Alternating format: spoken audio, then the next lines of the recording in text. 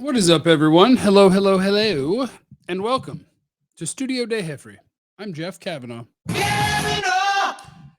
who you can hear on 97.1 The Freak. If you're in the DFW listening area, of course, 2 to 6 p.m., 97.1. It's also on the iHeartRadio app, so if you're outside the listening area, tune in from 2 to 6, 97.1 The Freak. Show name is The Speakeasy. Fix my camera. Tonight, I'll be doing a test run to see if I can do higher quality things from my phone. I ordered a phone holder thingy, and I ordered a microphone that I think plugs into my phone and goes right here. So I should be able to do better stuff because I'm about to go to Cabo and I want to be able to do stuff. Then I'm going to Turks and Caicos. Wow, that sounds elitist. But anyway, I wanted to hit you with a few nuggets from the Cowboy game that I find encouraging, as well as a couple of things to look forward to in the Jets game. Of course, we'll have a full preview with Jesse Holley on Believe in the Dallas Cowboys coming up right here on this channel. In the next, when am I going to do that? I leave town Friday. We'll see. If not, I'll do it by myself. Either way, check in here. By the way, if you can make sure you're subscribed. Once upon a time, we had 12 percenters, 14 percenters, 15 percenters, 16 percenters. That's the percentage of people subscribed and with their notifications turned on so they don't miss a video. We're on the drive for 35. We're trying to get to 35,000 subscribers, and we're like 45 away. But people sneakily disappear all the time, so I need people to avalanche in. Okay, so a couple of things. One, maybe my favorite thing from the game is when we were talking about, I believe I did it here on the channel. It might have just been on the radio where we do the best damn sports segment period at 4 o'clock Central every day. So if you're just a huge sports fan, you don't want to hear us doing D around radio and fun radio. If you just want sports, 2:30, 4 o'clock, a lot of times 3 o'clock, a lot of times 5:30, whatever. One of my favorite things is because I knew that Tyron Smith played really well, I went and did some research. I wanted to look. How well did Tyron Smith play? How awesome was it? And so I went and looked up Kayvon Thibodeau. Did he have a single pressure in the game? And the answer was no, he did not. And Kayvon Thibodeau is a really good pass rusher for the Giants. Nice young player. And so I looked at last year. I was like, how many times was he held to 0 pressures last year? And the answer was never. Tyron Smith is good. And I've been telling people even last year, when available, Tyron Smith was the best left tackle on the Cowboys. I know that there are a lot of people who are hopeful that, they picked Tyler Smith to be the left tackle of the future. Why don't you do it right now? Tyler Smith, get him at left tackle. We'll figure out the rest. I disagree with that, and I agree with the way that the Cowboys are doing it. Whenever Tyron Smith is available, you play it the way that is best for that day. And that day, your best lineup will be Tyler at guard, Tyron at tackle, and then Biotish, Martin, Steele. So I thought that was a really cool little nugget. Kayvon Thibodeau had been held to 0 pressures never last year in a game, but he ran up against Tyron Smith in week 1, and Tyron's good.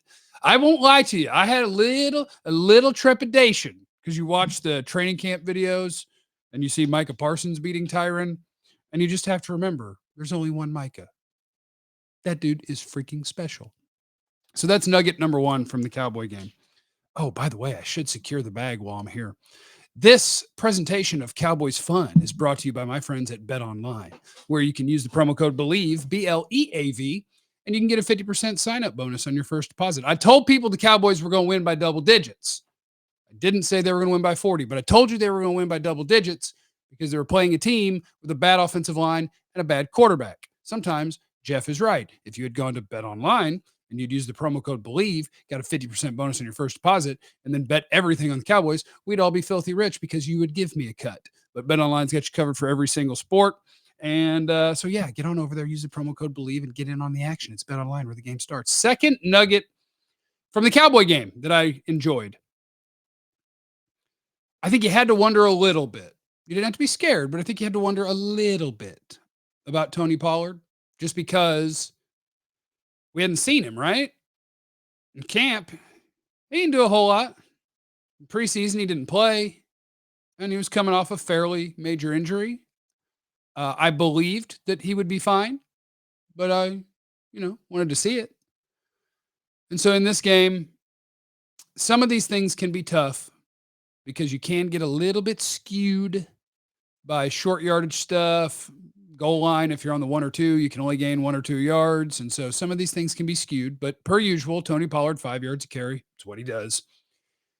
And I like the nerd stuff where you try your best. None of it's going to be perfect, but you try your best to quantify, if I could eliminate the offensive line, how did you do?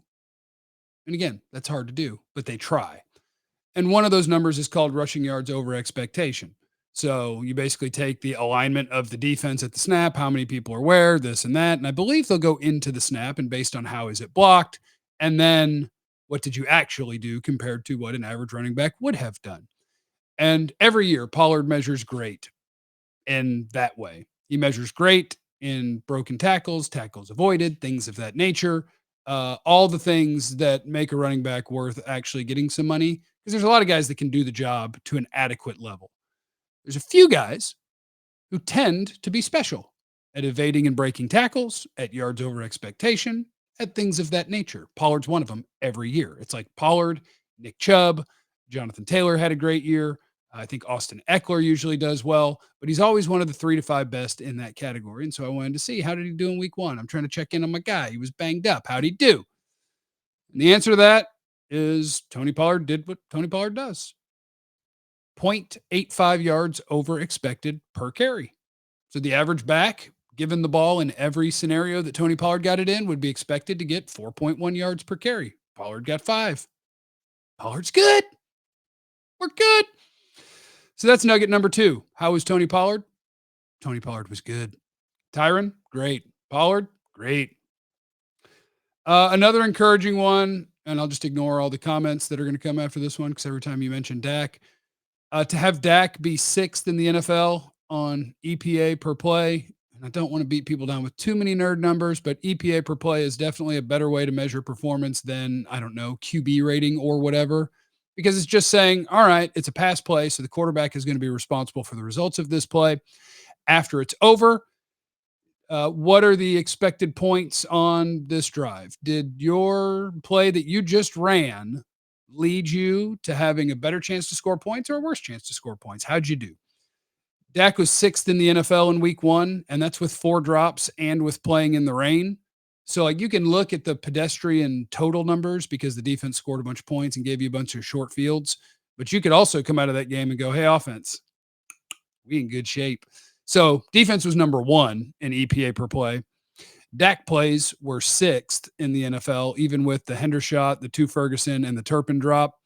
So life is good in week 1 for the Cowboys. Life is good. Last nugget, that's a statistic that I have for you, as I saw this one this morning. I assume most people know what QB rating is. It's kind of a dumb stat, because once upon a time, it's how we measured QB play, but then we got smarter and we figured out there are other things that matter, like what down is it? Every 3-yard pass is not the same. If it's 3rd and 7 and you gain 3 yards, you didn't do a good job. But if it's 3rd and, or I guess, how about this? If it's 3rd and 7 and you got 8 yards, great job. If it's 3rd and 15 and you got 8 yards, great. Congrats on your check down and punting the ball away. But with QB rating, those are measured the exact same. We have better ways to measure now, but we'll let that go for a second just because I think this one's fun.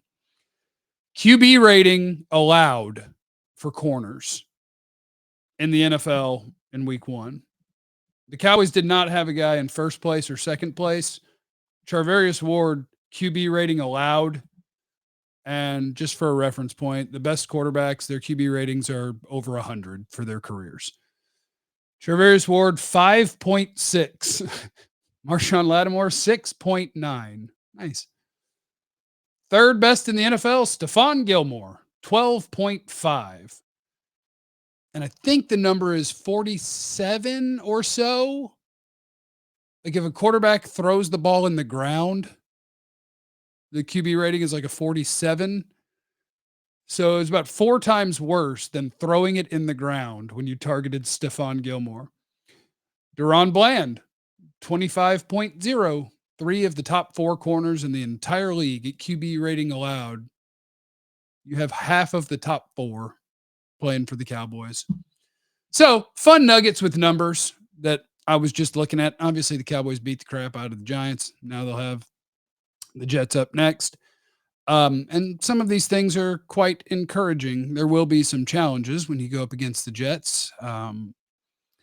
Chuma Edoga and Tyler Biotish didn't have great days, but they survived. And I think that's the goal again in week 2. The goal again, because Quinnen Williams, boy, howdy, that is one of the best defensive tackles in football. And that dude lines up on the inside. So when you see those matchups, that will be another challenge for the Cowboys. And this will be the only week of the season, I bet, that I would go to Dak and be like, hey, don't think about this too much because I just want you to play football for the most part. But the only way the Jets are going to beat us is if you go full Josh Allen and throw 3 stupid picks. So just chill out a little bit. Just go ahead and take what they give you. I don't care if we punt. It's fine because they're going to punt a lot because they have Zach Wilson and a bad offensive line. We're about to eat. So the Cowboys should have another week of smashing people up pretty good, getting after the quarterback, and getting another easy dub unless you have some sort of disaster on offense. And by the way, when in doubt, are you really going to say you can run the ball, Jeff? You guys know how I feel about running the ball. But go ahead and just smash it on the right side behind Zach Martin and Terrence Steele. Boy, that is a fun run blocking combination. Those two are. They are freaking awesome. Steele's not as good of a pass blocker, but as a run blocker, whoo, boy, howdy. And Zach Martin's still probably the best guard in football. He was absolutely incredible over the weekend. Is there anybody else that needs a shout out from me in this video? This is mostly just my fun little nuggets of numbers that I had discovered when I was farting around this morning trying to figure out what I was going to do in the best damn sports segment period at 4 o'clock today on 97.1 The Freak. You're home of the Dallas Mavericks as well. Let me think through it. Shout out to Marquise Bell, dude who's been playing linebacker for 3 weeks, being a badass. Osa had a pretty nice game. Shout out to Dorrance Armstrong.